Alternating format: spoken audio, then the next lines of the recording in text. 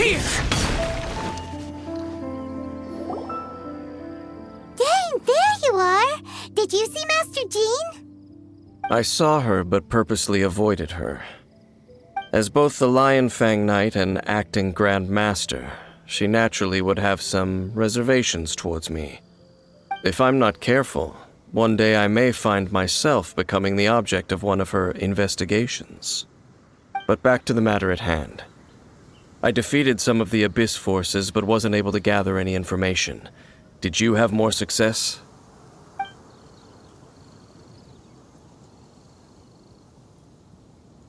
I see. Well then, we can more or less figure out where the first field tiller ended up. Huh? Really? Just from the Lupus Boreas story? That information combined with a more comprehensive analysis.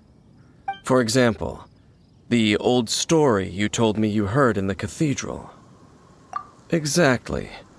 The strange story told to you by that young sister, long mistaken to be a curse rained down by a deceased tyrant. Ah, Paimon gets it! So the Tyrant's final fury was really just missiles fired from the field tiller after it ran from Wolvendom.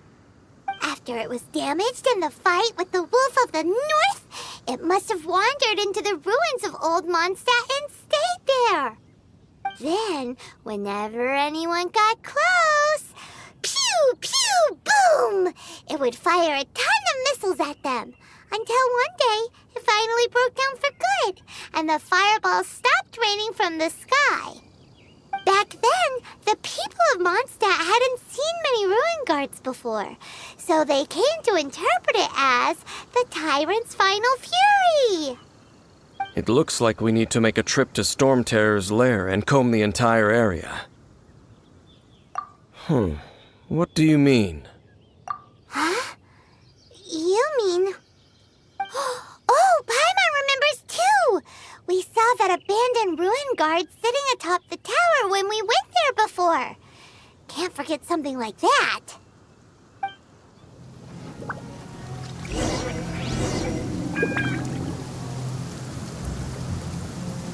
This is it, right? Okay then, use your elemental sight to look for the eye. Ooh, so what did you see? Huh? Nothing? Oh, but Paimon was so excited! What's going on? Are you sure you did it right? This requires another method. Using elemental sight on a field tiller is of no use because it is not powered by the elements. Let me give it a try.